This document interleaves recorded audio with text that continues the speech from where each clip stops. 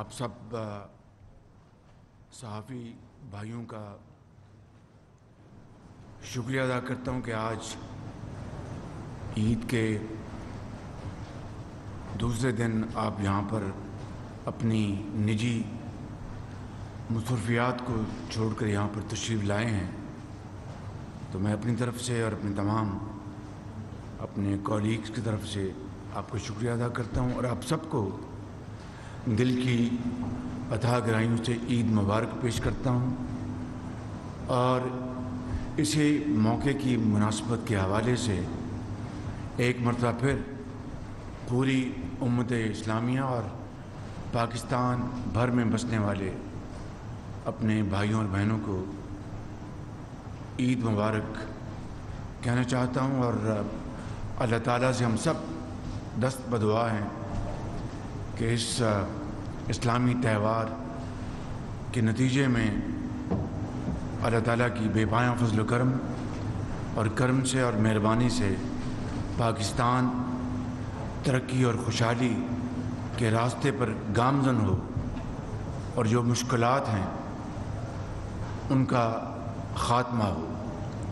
آج جیسا کہ آپ سب جانتے ہیں کہ آئی ایم ایف کے ساتھ جو پچھلے کئی ماہ پر محیط جو ہماری انٹریکشن تھی، بات چیت چل رہی تھی، وہ الحمدللہ آج ایک انتہائی مثبت نتیجے پر پہنچی ہے، اور آئی ایم ایف کا جو اسٹیٹمنٹ ہے وہ آپ نے خود پڑھ لیا ہوگا، دیکھ لیا ہوگا، اس کے اوپر مجھے کو مزید کہنے کی ضرورت نہیں، مگر میں یہ کہنا چاہتا ہوں کہ یہ سارا معاشی بوجھ، یہ عوام کے اوپر بے پناہ تکالیف اور مشکلات کا پہاڑ، اس کی وجہ جاننا ضروری ہے۔ اور عید الاضحیٰ جو کہ ایثار اور قربانی کا نام ہے، اور قرآن کریم میں اس کے بارے میں جو کچھ آیا ہے وہ آپ سب اچھی طرح آگاہ ہیں اس سے، کہ یہ ایثار اور قربانی کا جذبہ ہے جو کہ ایک خاندان کو، ایک معاشرے کو، قوموں کو مشکلات سے پار کرتا ہے۔ قومی یکجہتی اور یکسوئی اور شبانہ روز محنت، یہ وہ فیکٹرز ہیں جو کہ قوموں کو مشکلات سے نکالتے ہیں اور کامیابی کی طرف لے کر جاتے ہیں۔ 2018 تک پاکستان نواز شریف صاحب کی قیادت میں اللہ تعالیٰ کے فضل و کرم سے بہت تیزی سے ترقی کی راہ پر گامزن تھا۔ اس میں جو ہمارے بدترین جو ناقد ہیں ان کو بھی اس کے اوپر اختلاف کرنے کی جرات نہیں، اس لیے کہ اس وقت جو ہماری ترقی کی شرح تھی وہ 2017-18 میں 6.2 تھی، اور پاکستان دنیا کی جو تیزی سے سفر کرتی ہوئی اکانومیز میں شمار ہونے لگا۔ 20 گھنٹے کے جو لوڈ شیڈنگ تھی اس کا خاتمہ ہو چکا تھا، اور نواز شریف کی قیادت میں سی پیک بڑی تیزی کے ساتھ اس کے اوپر عمل ہوا،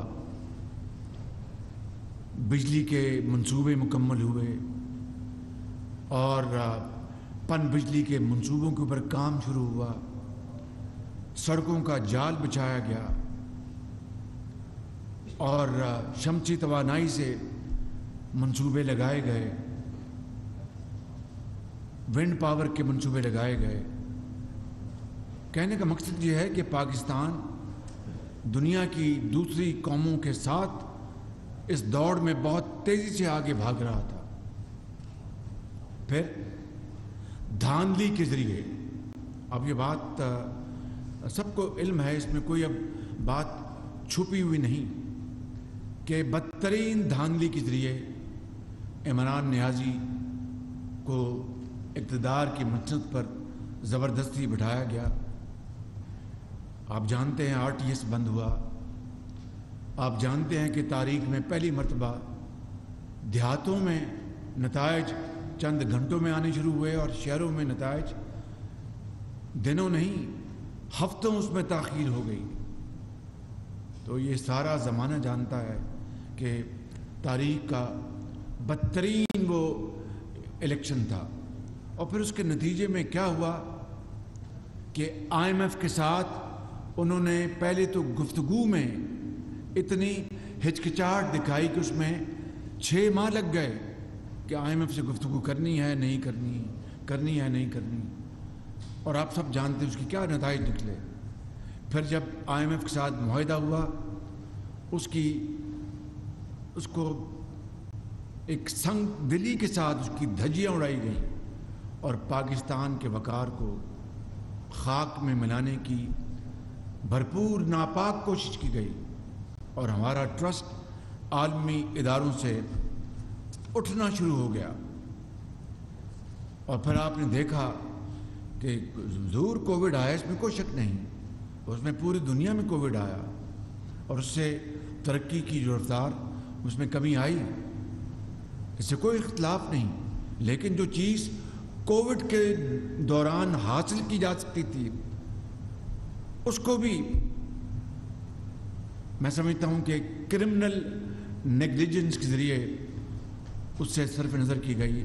مثال کے طور پر جو قدرتی گیس تھی LNG، جو کووڈ کے زمانے میں $3 پر آ چکی تھی، اور اس کے بعد بھی اس کا سودا نہ کیا گیا، اور جس کا خمیازہ بعد میں آنے والے سالوں میں اور یہ پچھلے 1.5 سال جو ہماری حکومت ہے قوم نے بھگتا۔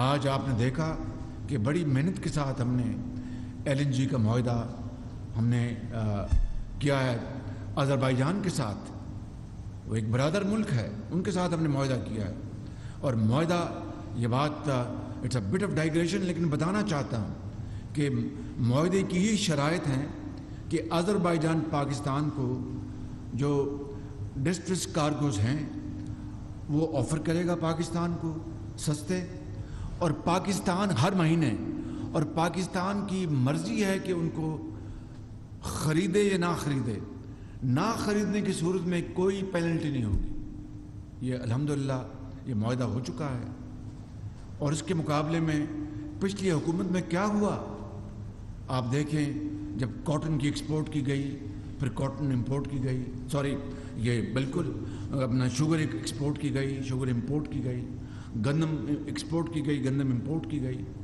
کتنا ونڈ فال پروفٹ لوگوں کی جیبوں میں گیا، چند لوگوں کی تجوریاں بھر گئیں، اور عام آدمی بیچارہ مہنگائی میں بالکل بری اس کی حالت ہو گئی۔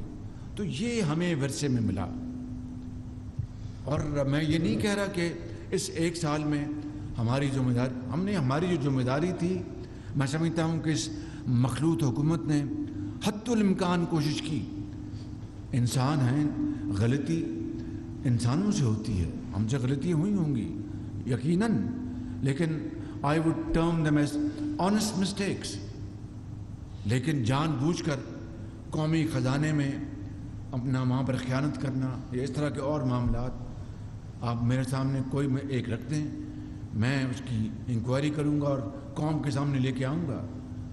میں یہ کہہ سکتا ہوں بلا خوف تردید کہ اس 12-14 مہینے میں جو ہم نے گندم خریدی، جو ہم نے فرٹیلائزر خریدا G2G یا پرائیویٹ سیکٹر سے، سب سے کم بولی دینے والے جو ایکسپورٹر سے، ان سے میں نے اور ہماری ٹیم نے مل کر اربوں روپے کی مزید ڈسکاؤنٹ لیے۔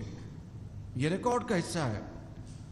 تو کہنا چاہتا ہوں کہ بدترین سیلاب آئے، اس میں پوری ہماری توانائیاں خرچ ہوئیں، 100 ارب روپے وفاقی حکومت نے خرچے صوبائی حکومتوں کے اپنے وسائل کے علاوہ، اور دن رات اس کے اوپر ہم مارے پھرتے رہے، جس نے کہ معیشت کو بری طرح تباہ کیا. اور اسی طریقے سے یا اس سے بھی بڑھ کر جو فتنہ سازی کی گئی اور جو شورش پیدا کی گئی جان بوجھ کر، اور پاکستان کو پولیٹیکلی انسٹیبل کرنے کے لیے جو ایڑی چوٹی کا زور لگایا گیا، بیانیے بنائے گئے دن رات ٹیلی ویژن پر اور سوشل میڈیا پر، جو کچھ ہوتا رہا پاکستان کے عوام کے خلاف، پاکستان کی ترقی اور خوشحالی کے لیے جو ہم کوشش کر رہے تھے اس کو ختم کرنے کے لیے اور پاکستان کو بدنام کرنے کا انہوں نے کوئی طریقہ نہیں چھوڑا. ہر طریقے سے پاکستان کو بدنام کیا اور باہر ممالک کو اور اداروں کو متنبع کیا کہ اگر آپ نے پاکستان کی مدد کی تو یہ حکومت امپورٹڈ حکومت ہے، یہ سب کچھ برباد کر دے گی اور سب کچھ ختم ہو جائے گی. یہاں تک کہا کہ پاکستان خدا نخواستہ سری لنکا بننے جا رہا ہے. میں بات کرنے سے پہلے میں آپ کو یہیں پر ایک بات بتاتا چلے جاؤں. پیرس میں جو سری لنکا کے جو صدر ہیں، آپ جانتے ہیں کہ سری لنکا پاکستان کا ایک دوست ملک ہے، اور ابھی حالیہ مہینوں میں سری لنکا اس بدترین معاشی بحران سے اب نکل رہا ہے. ڈیفالٹ کر گیا، آپ سب جانتے ہیں، اور ڈیفالٹ کر گیا. IMF نے ان کو بیل آؤٹ کیا ہے اور ان کو کچھ ارب ڈالر مہیا کیے ہیں. تو پیرس میں جو IMF کی جو MD تھی، ایک ہم کانفرنس میں موجود تھے تو وہ سری لنکا کے صدر رنیل جو ہیں منسنگے، وہ میرے پاس آئے، وکرم منسنگے، اور مجھے کہا کہ شہباز شریف صاحب وہ IMF کی MD بیٹھی ہیں، آپ کی ان کی ملاقاتیں ہو چکی ہیں، میں نے ایک اور میٹنگ کا انتظام کیا ہے. میں نے کہا آپ کی بہت مہربانی. وہ جو تھا کانفرنس کا سیشن وہ لمبا ہو گیا، تو جب ختم ہوئی تو IMF کی MD کے پرائم منسٹر، مجھے اب پریس کانفرنس کرنی ہے اپنا ان کے ساتھ، تو مجھے جانا ہے، ہم کھڑے کھڑے بات کر لیتے ہیں. مجھے سری لنکا کے صدر نے کہا ہے کہ سری لنکا بہت بری حالت سے گزرا ہے، یہ اپنا خدا کر کے پاکستان کو ان حالات سے کا سامنا نہ کرنا پڑے. اب آپ بتائیں کہ یہاں پر دوست نما دشمن پاکستان کو سری لنکا سے دوچار کرانا چاہتے تھے حالات سے، اور سری لنکا کا صدر جو ہے وہ دوست بن کر پاکستان کے لیے ان کو IMF کی MD کو اچھے الفاظ کہہ رہا ہے. آپ بتائیں کہ اس کے بعد ملک دشمنی کی بدترین مثال کوئی اور ہو سکتی ہے؟ چنانچہ میں یہ کہنا چاہتا ہوں کہ ان مہینوں میں تفصیل سے آپ کو بور نہیں کروں گا. ان مہینوں میں میری IMF کی MD کے ساتھ ٹیلی فون پر ایک گھنٹے سے زیادہ میری گفتگو ہوئی. ہم نے خطوط ایکسچینج کیے. اسحاق ڈار ان کی ٹیم نے بڑی ارکریزی سے سارے فیکٹس مہیا کیے، ساری شرائط جو پوری کرنے کے لیے بھرپور کوشش کی. اسٹیٹ بینک نے اپنا حصہ ڈالا. ہماری اس کولیشن حکومت کے جو متعلقہ ادارے ہیں انہوں نے پوری کنٹریبیوشن کی ہے، لیکن اس کے باوجود بھی بات نہیں بن رہی تھی. پھر پیرس میں میری ان سے MD IMF سے ملاقات ہوئی، بڑی ایک بھرپور، جس میں محترمہ مریم اورنگزیب صاحبہ، سردار ایاز صادق اور شہری رحمان صاحبہ، ہماری جو MOS ہیں ڈاکٹر عائشہ پاشا وہ تھیں، سفیر تھے ہمارے فاطمی صاحب تھے. وہاں پر بڑی تفصیل سے ملاقات ہوئی. انہوں نے یہ مجھے کہا کہ پرائم منسٹر وقت بہت گزر گیا ہے، 30 جون اب چند دن رہ گئے ہیں، بہت مشکل ہے اب معاملات کو. میں نے ان سے کہا کہ دیکھیں ہم نے کون سی شرط آپ کی نہیں مانی، ہم نے ہر چیز حتی الامکان، ہم نے اپنا جو پولیٹیکل کیپٹل ہے جو اس کولیشن حکومت نے وہ اپنا داؤ پہ لگا دیا. نواز شریف صاحب نے اپنا سرمایہ داؤ پہ لگا دیا. میں نے، میری پارٹی نے اور دوسری پارٹیاں جو کولیشن میں حصہ درجہ بدرجہ سب نے اپنا سرمایہ گوا لیا، صرف اس لیے کہ ہم پاکستان کو نہ صرف ڈیفالٹ نہ ہونے دیں بلکہ پاکستان کی معاشی استحکام کے لیے کڑے اور کڑوے فیصلے ہم نے کیے. اب کون سی ایسی چیز ہے جو کہ باقی رہ گئی ہے؟ انہوں نے مجھے 2-3 چیزیں بتائیں. میں نے کہا آپ نہ فکر کریں, میں ابھی کوشش کرتا ہوں کہ میں اور بھی اس معاملے میں جہاں تک بڑھ سکتے ہیں بڑھیں. تو پھر انہوں نے کہا کہ دیکھیں $2 ارب کا جو ابھی بھی گیپ ہے, جو ہمارے $6 ارب کا انہوں نے گنایا تھا, $4 ارب الحمدللہ, وہ میں آپ کو بتا دیتا ہوں. پہلے میں بتاتا ہوں, آج پھر بتا دیتا ہوں وہ کہاں سے آیا. $2 ارب کا ابھی بھی گیپ ہے, تو آپ دیکھیں اس کا کیا ہوگا. میں نے کہا اچھا اس کا بھی بات کرتے ہیں. وہ جب میٹنگ ختم ہوئی میں نے اسحاق ڈار صاحب کو فون کیا. میں نے کہا مہربانی کریں, ان کو سیریس ڈاؤٹس تھے. میں نے کہا نہیں, ہم ایک آخری ایفرٹ کریں, یہ پاکستانی قوم کا معاملہ ہے, ہمارے مستقبل کا معاملہ ہے, ہم ایک آخری ایفرٹ کریں. اور ہم اس نے IMF نے میرے ساتھ بڑی سنجیدگی کے ساتھ گفتگو کی, اس میں کوئی شک نہیں. تو ہم اس میں کوشش کریں گے. اچھا جی, یہ مجھے بھائی جی کہتے ہیں کہ میں پوری کوشش کرتا ہوں. تو ان کی اور ان کی ٹیم نے وہ رات لگائی. اگلی راتیں میں آپ کو بتا دیتا ہوں, میں نے وہاں پہ مجھے پتہ چلا کہ اسلامک ڈیولپمنٹ بینک کے وہاں پر چیئرمین آئے ہوئے ہیں. تو میں نے ان کو اپنے سفیر کے ذریعے میسیج دیا کانفرنس میں کہ میں ان سے ملاقات کرنا چاہتا ہوں. محمد سلیمان الجسر, وہ بڑے وقت پاکستان کے اسلامک ڈیولپمنٹ بینک, جس طرح آپ جانتے ہیں اس میں سرمایہ اسلامی ملکوں کا ہے, اس کے بورڈ آف ڈائریکٹرز بھی اسلامی ممالک کے ہیں, اور یقیناً سعودی عرب کا حصہ بقدر جزا ان کا بڑا اثر ہے اس کے اوپر. میں نے ان سے ملاقات کی. میں نے کہا کہ اس طرح کا معاملہ ہے, $2 بلین کا فرق ہے, تو میں نہیں چاہتا کہ آپ کے اوپر میں مزید بوجھ ڈالوں. آپ نے جنیوا میں آپ نے ہماری وہاں پر بڑی مدد کی یہ فلڈس کے لیے. تو ان کا آپ ہمارے بھائی ہیں, آپ یقین کریں وہ گئے اور $1 بلین کا انہوں نے وہاں پر اعلان کر دیا کہ ہم $1 بلین. مجھے اس کا انہوں نے مجھے بتایا کہ پرائم منسٹر صاحب یہ انہوں نے اسلامک ڈیولپمنٹ بینک نے کر دیا. دیکھیں اس طرح اللہ تعالیٰ نے یہ غیبی مدد کی ہے. پھر میری 2 مرتبہ وہاں پر وہیں پر کانفرنس میں سائڈ لائن پہ IMF کی MD سے پھر مزید ملاقاتیں ہوئیں. تو انہوں نے مجھے کہا کہ وزیر اعظم ہم نہیں چاہتے کہ پاکستان ڈیفالٹ کرے, ہم پوری کوشش کریں گے, اب آپ بھی آگے بڑھیں, ہم بھی آگے بڑھیں گے. قصہ کو تھا.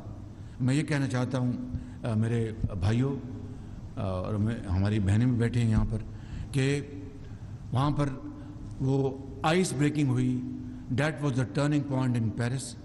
اور اس کی پھر MD نے جب میں پاکستان واپس آیا 3 دن پہلے, تو صبح 4:30 بجے فجر کو میری ان سے آخری بات ہوئی ٹیلی فون پہ. تو انہوں نے کہا کہ الحمدللہ بہت چیزیں اب تیزی سے آگے بڑھی ہیں, اور پیرس کی ہماری میٹنگ جو تھی وہ ایک ٹرننگ پوائنٹ تھا. تو اس طرح الحمدللہ یہ آج میں کہہ سکتا ہوں کہ سٹاف لیول ایگریمنٹ ہو چکا, جو کہ یہ ایک بہت بڑی سیڑھی ہے بورڈ کے حوالے سے. 12 جولائی کو بورڈ کی میٹنگ ہوگی انشاءاللہ, اور اس میں یہ $3 ارب کا یہ جو ہے جس کو ہم کہتے ہیں کہ it's called SBA and stand by agreement. انہوں نے یہ انسٹرومنٹ انہوں نے تیزی سے بنایا, کیونکہ وہ جو EEF تھا, EEF کہتے ہیں EFF, وہ اس کا ٹائم 30 جون کو ختم ہو رہا. تو ان کا جی کہ اب شہباز شریف صاحب ٹیکنیکلی ہمارے پاس اب ٹائم نہیں ہے, ہم بورڈ میں جا سکتے, تو یہ ہم آپ کو یہ اسٹاف یہ اسٹینڈ بائی ایگریمنٹ ہم کر رہے ہیں. تو یہ 9 مہینے کا اور $3 ارب کا ہے یہ پروگرام انشاءاللہ, جو کہ جولائی میں اس کی بورڈ کی میٹنگ کے فوراً بعد قسطیں ملنی شروع ہو جائیں گی. اس حوالے سے میں IMF کی MD کا اور ان کی ٹیم کا شکر گزار ہوں کہ انہوں نے واقعی پیرس میٹنگ کے بعد پھر بڑی سنجیدگی دکھائی اور بڑی انہوں نے ان کی کوآپریشن رہی. اور میں پاکستان میں جناب اسحاق ڈار صاحب کا اور ان کی پوری ٹیم کا میں انتہائی شکر گزار ہوں. اور یہ حقیقت ہے کہ انہوں نے اس کے بعد کئی راتیں جاگی. میں ان سے رابطے میں رہتا تھا. صبح 6 بجے مجھ سے یہ بات کرتے تھے, پوری رات دفتر میں ان کا جو یہاں پر سیکرٹری بیٹھے ہیں فائنانس چودھری امداد بسار صاحب ہیں, اور چودھری طارق باجوہ صاحب ہیں, گورنر اسٹیٹ بینک بیٹھے ہیں, اور بھی ان کی ٹیم کے ممبر, ان سب نے مل کر بھرپور انہوں نے کام محنت کی انہوں نے. اور میں دل کی گہرائیوں سے ان کا شکریہ ادا کرنا چاہتا ہوں کہ انہوں نے پاکستان کے بہترین مفاد میں آپ یقین کر لیں. اور یہ دیکھیں, میں آپ کو ایک بات کہنا چاہتا ہوں, اور وہ یہ ہے کہ یہ کوئی لمحہ فخریہ نہیں ہے، یہ لمحہ فکریہ ہے۔ یقین کر لیں کہ قرضوں سے قومیں بستی ہیں اور ترقی کرتی اور خوشحال ہوتی ہیں، کبھی نہیں۔ یہ بھول جائیں، یہ قرضہ ہمیں بامر مجبوری لینا پڑ رہا ہے۔ اور میری دعا ہے، میں آپ کے آج اس محفل کے حوالے سے پوری قوم کو، میں پاکستان کے طول و عرض میں اپنے کروڑوں اپنے بھائیوں بہنوں بزرگوں ماؤں اور سب کو میں کہنا چاہتا ہوں کہ وہ دعا کریں کہ یہ آخری مرتبہ ہو کہ پاکستان IMF کا پروگرام کر رہا ہے، اس کے بعد ہمیں قرضہ نہ لینا پڑے۔ اس کے بعد یہ چل رہا ہے یا بند ہو گیا ہے؟ آپ چل رہے ہیں۔ تو یہ آخری بار ہو کہ ہم IMF کا یہ ہم نے قرضہ لیا۔ اس کے بعد خدا کرے، ایزیئر سیڈ دین ڈن، خدا کرے کہ ہمیں پھر دوبارہ IMF کے پاس نہ جانا پڑے۔ اس کی تاریخ میں مثالیں موجود ہیں اور مثال اب دینی پڑتی ہے مجبوراً۔ ایک ہمسایہ ملک ہے، آخری بار انہوں نے 1991 میں IMF کی ڈیل کی، اس کے بعد انہوں نے خیر بات کہہ دیا۔ ترکی 2007 میں انہوں نے آخری بار IMF سے ڈیل کی، اس کے بعد انہوں نے خیر بات کہہ دیا۔ اور ہم پتہ نہیں کتنی درجنوں مرتبہ ہم نے IMF کے پاس گئے اور آدھا پروگرام کرتے۔ یہ پہلی مرتبہ تھا 2018 میں کہ نواز شریف کی قیادت میں IMF کا نہ صرف پروگرام مکمل ہوا بلکہ ترقی اور خوشحالی کے وہ چشمے پھوٹے۔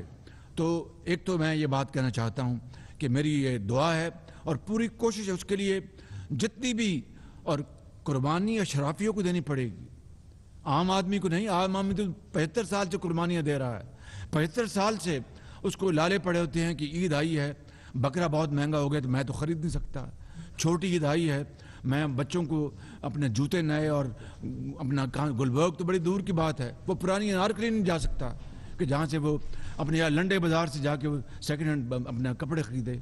اور میں یہاں پر آپ سے یہ باتیں کر رہا ہوں، یہ حقیقت میں آپ سے حقیقت کھول کر بیان کر رہا ہوں۔ تو میں یہ کہہ رہا ہوں کہ انشاءاللہ ہم کوشش کریں گے، میں اس کی طرف آتا ہوں۔ لیکن ایک تو یہ ہے کہ میں ایک دفعہ پھر جناب فنان منسٹر صاحب کی بے پناہ ان کی لگن محنت، ان کو شکوک تھے، میں نے پیرس سے ان کہا کہ آپ کے شکوک میں مانتا ہوں لیکن اللہ کا نام لیں، اللہ کا نام لیں اور اللہ تعالیٰ اس میں خیر ڈالے گا۔ پھر انہوں نے پوری ہمت کی، آخری 2 دن بھی 1-2 پوائنٹس تھے، انہوں نے کہا کہ میں نے کہا نہیں، خدا کا نام لیں، اللہ تعالیٰ کرم کرے گا۔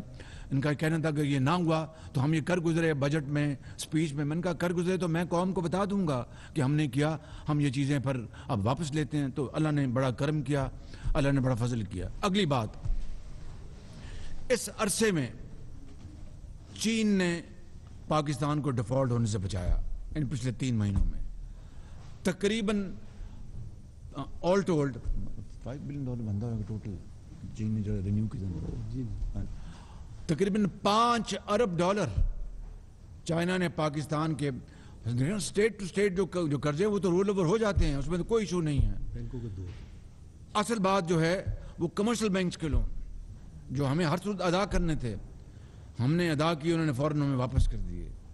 تو چائنا نے وہ کلیدی کردار ادا کیا ہے کہ جس نے پاکستان کو 3 مہینوں میں ڈیفالٹ سے یا بہت مشکل صورتحال سے 2-4 ہونے سے بچایا۔ اس کا میرے پاس الفاظ نہیں کہ ہم شکریہ ادا کر سکیں۔ سعودی عرب نے یعنی کمال مہربانی کرتے ہوئے $2 ارب انہوں نے وعدہ کیا، انہوں نے وعدہ اپنا پورا کر دیا ہے۔ ان نے کہا کہ نہیں سائن ہو گیا ایگریمنٹ، ابھی پیسے نہیں آئے، ایگریمنٹ سائن ہو چکا۔ کمٹ کر لیں۔ UAE $1 ارب انہوں نے کمٹ کیا۔ اب اسلامک ڈیولپمنٹ بینک نے چند دن پہلے $1 ارب نے دیا۔ میں اور میرے زعماء، میرے ساتھی، ہم اگر میرے پاس الفاظ نہیں کہ میں ان اپنے برادر دوست ممالک کا ہم شکریہ ادا کر سکیں، لیکن خدا کی قسم کھا کے کہتا ہوں کہ یہ اب طریقہ نہیں زندگی گزارنے کا۔ میں جب ان کو ملتا ہوں تو ان کو چہروں سے پڑھتا ہوں کہ جناب شہباز شریف صاحب آگے ہیں، چائے پئیں، ہمیں پتہ ہے کہ آپ نے اگلی بات قرضوں کی کرنی ہے۔ اس طرف میں ابھی آ رہا ہوں تو میں ابھی تک میں یہ کہنا چاہتا ہوں کہ یہ اس طرح یہ مراحل طے ہوئے اور وہاں پہ جو میرے ساتھ جو ٹیم تھی جن کے میں نے نام لیے پیرس میں ان سب کا بھی شکر گزار ہوں۔ انہوں نے وہ کانفرنس میں جانا تھا، میں نے ان کو روکا کہ کانفرنس میں اکیلا جاؤں گا، آپ IMF کے ساتھ باقی جو چھوٹے چھوٹے معاملات ہیں ان کو ڈیل کریں. یہ تفصیل کی بات اس میں نہیں جانا چاہتا. تو میں اللہ تعالیٰ کا اور پوری قوم کا, اللہ تعالیٰ کا بے پایاں فضل و کرم ہے کہ یہ کرم کیا. پاکستان ڈیفالٹ کے خطرے سے بچ گیا. ڈیفالٹ کے چانس کم تھے, لیکن کون کہہ سکتا ہے کہ انٹرم گورنمنٹ میں کیا ہوتا, یا الیکشن میں ہمارے ساتھ جنہوں نے الیکشن لڑنا تھا وہ کیا ہمارا وہاں پر بیانیہ بناتے کہ جناب یہ پاکستان ڈیفالٹ کر چکا ہے, فلاں ہو چکا ہے, ڈھمکاں ہو چکا ہے. اور اگر خدا نہ خواستہ ڈیفالٹ ہو جاتا تو میں اپنے آپ کو تو میں معاف نہ کر پاتا, نواز شریف اپنے آپ کو معاف نہ کر پاتا, اور سب جو ہمارے جو کولیشن ہیڈز ہیں وہ بھی بہت زیادہ پریشان ہوتے. تو خدا تعالیٰ نے پاکستان کو ڈیفالٹ ہونے سے بچایا. مگر یاد رکھنا, سری لنکا کے صدر نے میری وہاں پر مدد کی جا کے M D I M F کے پاس کہ پاکستان کے کو بچا لیں, سری لنکا کے حالات سے دوچار نہ ہو. مگر یہاں پر بیٹھے دوست نما دشمنوں نے یہ کہا کہ یہ سری لنکا بننے جا رہا ہے پاکستان, اور کہا باہر بھی پیغام دیا اور یہاں پر بھی اداروں کو جن بننے جا رہا ہے اور ساری ذمہ داری آپ کی ہوگی اور فلاں ہوگا اور ڈھمکاں ہوگا.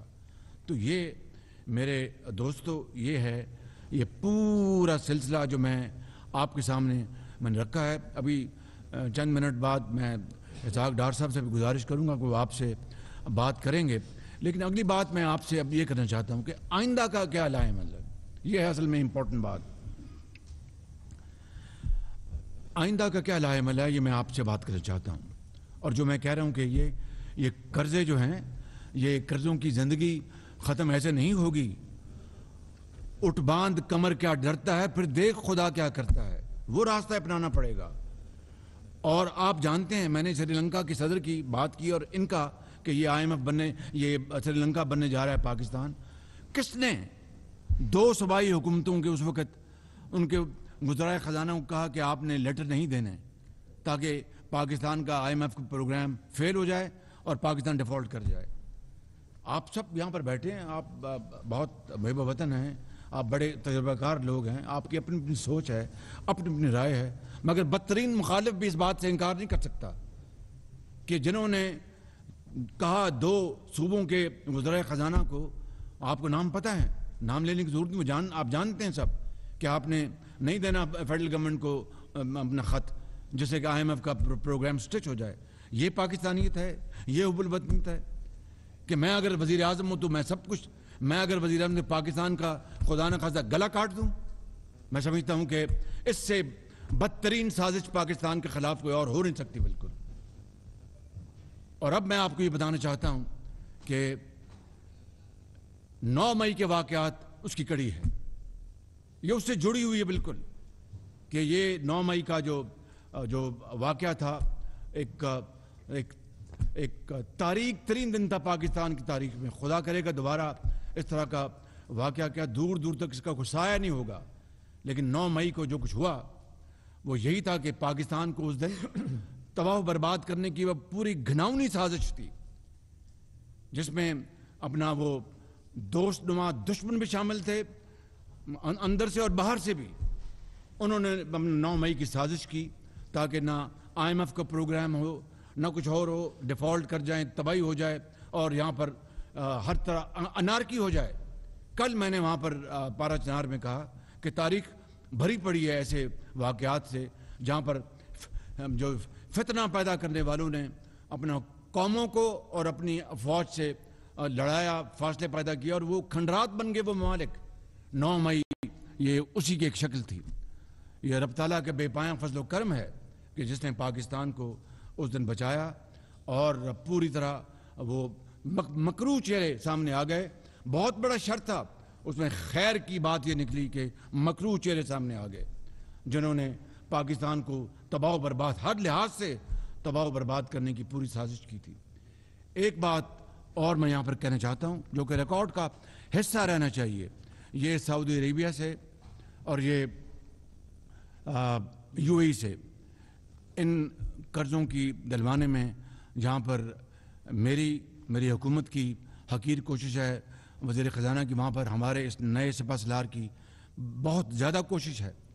انہوں نے آگے بڑھ کر ہماری مدد کی اور ان ممالک سے رابطے کیے اور فائنلی اس کلیکٹیو ایفرٹ سے اللہ تعالیٰ نے کرم کیا اور اس طرح یہ $3 ارب، 2 سعودی عربیہ سے اور یہ اپنے 1 UAE سے. تو میں نہ صرف اپنی حکومت کے اپنا زوما کا بلاول بھٹو صاحب نے پوری بھرپور سفارتکاری کی، پوری طرح انہوں نے ڈپلومیسی کی. انہوں نے، میں جانتا ہوں کہ یونائٹڈ نیشن کے جنرل سیکرٹری کو انہوں نے سفارش کروا کے IMF کے MD کو بلاول بھٹو صاحب نے کہا کہ بھئی ہماری پاکستان کی مدد کیجیے. تو یہ سارے اٹس آلویز ٹیم ورک. کوئی اکیلا جو ہے وہ معاملات طے نہیں کر سکتا. یہ ٹیم ورک ہے اور یہ ٹیم ورک کی مرہون منت ہے کہ اللہ تعالیٰ نے یہ کرم کیا اور ہم ڈیفالٹ سے. اب اگلا رستہ کیا ہے یہ میں آپ کو آج بتانا چاہتا ہوں اور یہ بہت بہت امپورٹنٹ ہے. اس کے بعد اسحاق ڈار صاحب فرمائیں گے. تو وہ یہ ہے کہ ہم نے، آپ کو پتہ ہے کہ ہم نے چند دن پہلے ہم نے پاکستان کی اکنامک ریوائول، یعنی ہماری جو معاش جو ہے اس کو ہم کس طرح ریوائیو کر سکتے ہیں، کس طرح دوبارہ ہم جا سکتے ہیں کہ پاکستان اپنے پاؤں پہ کھڑا ہو اور قرضوں سے جان چھٹ جائے اور پاکستان آہستہ آہستہ ہم آگے بڑھیں اور ہم ایک اکنامک پاور بن جائیں. اس کے لیے اللہ تعالیٰ نے ہمیں بے پناہ قدرتی وسائل دیے ہیں، اذہان دیے ہیں، آپ کو سب علم ہے. لیکن ہم نے پچھلے دنوں ایک میکنزم بنایا ہے اور وہ میکنزم یہ ہے کہ ہماری اس معاشی ترقی میں جو بہت جلد جو فیکٹر کردار ادا کر سکتا ہے وہ ہے زراعت. اور زراعت کے ریوائول کے لیے ہم نے ایک پورا پلان بنایا ہے. ذرا مجھے معلوم ہے آپ ولی ہیں لیکن ذرا میں ولایت کی نہیں، میں انسانی باتیں کر رہا ہوں.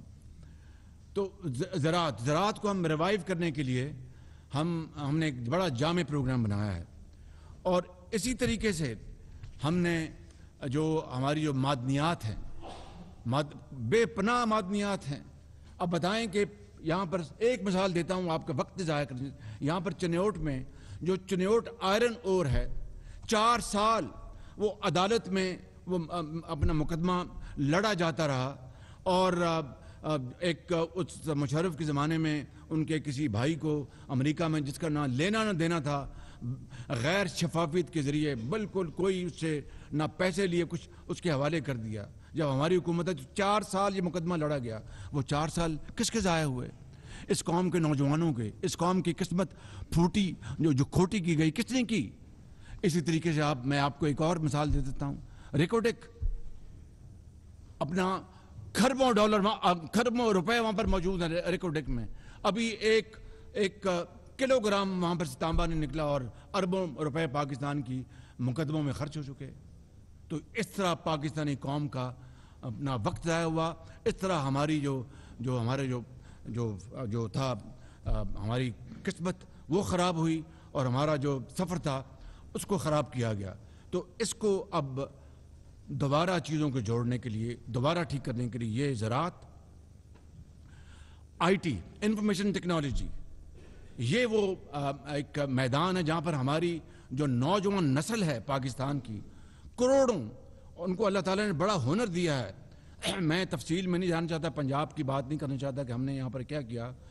نواز شریف کے زمانے میں انفارمیشن ٹیکنالوجی کو بہت کام ہوا پنجاب میں. اس IT کے شعبے میں بے پناہ پوٹینشل ہے، اس میں ہم اربوں ڈالر کی ایکسپورٹ کر سکتے ہیں. اسی طریقے سے ہم دفاعی سامان بھی پاکستان بناتا ہے، اس کو ہم ایکسپورٹ بھی کرتے ہیں. یہ 4-5 اہداف ہیں جس کے لیے ہم نے ایک ماسٹر پلان بنایا ہے، ماسٹر پلان. اور یہ ماسٹر پلان جو ہے اس کو میں کہتا ہوں کہ economic revival of Pakistan, the whole of the government. اس میں سیاسی ادارے بھی شامل ہیں، اس میں دفاعی ادارے بھی شامل ہیں، اور اس میں معاشرے کے، اس میں صوبائی حکومتیں بھی شامل ہیں، اور معاشرے کے ہر طبقے اور ادارے کو اپنا حصہ ڈالنا ہوگا. عدلیہ کو اپنا حصہ ڈالنا ہوگا، مقننہ کو اپنا حصہ ڈالنا ہوگا، صوبوں کو، وفاقی حکومت کو، انجینئرز کو، تعلیمی درسگاہوں کو، ریسرچ اینڈ ڈیولپمنٹ سینٹرز کو.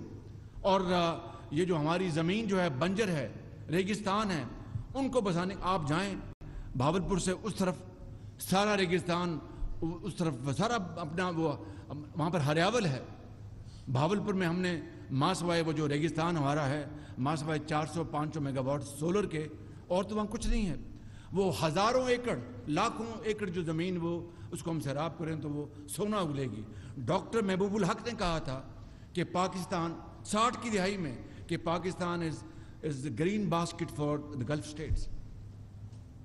اور یہ خواب نہیں تھا, یہ حقیقت تھی. بدقسمتی سے آج ہیگ سے اپنا جہاز پھولوں سے لدے آتے ہیں دبئی, ابو دھابی, اور پاکستان جس کا بحری راستہ 3 دن کا ہے, ہوائی راستہ 1.5 گھنٹے کا ہے, ہم کچھ نہیں کر سکے. تو آج اگر قرضوں سے جان چھڑوانی ہے تو یہ ہم گلف اسٹیٹ سے انویسٹمنٹ لے کے آئیں گے اربوں ڈالر کی انشاءاللہ, اور وہ بیک ٹو بیک ایگریمنٹ ہوگا. وہ زراعت زمینیں وہاں پر بسائیں, ٹیکنالوجی لائیں, مشینری لائیں, اور اپنے بندے جو ہیں وہاں پر لاکھوں لوگوں کو روزگار ملے گا. جو وہ اجناس اگیں گی اپنی کوالٹی کے مطابق وہ لے جائیں گے. ہمیں منافع جو ہے وہ ڈالرز میں دینا پڑے گا, منافع اجناس میں دینا پڑے گا. اسی طرح جو ہماری جو معدنیات ہیں ان کو یہاں پر اپنا ان کو پروسیس کریں اور فائنل پروڈکٹ بنائیں. ان کی انویسٹمنٹ جو ہے وہ جائے گی پروفٹس کی شکل میں. اپنا فائنل پروڈکٹ ہمیں واپس ڈالرز میں پیسہ نہیں دینا پڑے گا. آئی ٹی تو آپ سمجھتے ہی ہیں کہ آئی ٹی تو آپ اپنا لیپ ٹاپ اپنا ایکسپورٹ کریں تو آپ کو ڈالرز مل جاتے ہیں. یہ وہ 4-5 ایریاز جو ہیں جو کہ انشاءاللہ میں سمجھتا ہوں کہ پاکستان کو اگر ہم نے اس میکنزم کو اور اس میں اپنا پولیٹیکل گورنمنٹ نے, اس میں اپنا اداروں نے اور افواج پاکستان نے اس میں پوری طرح کنٹریبیوٹ کیا ہے.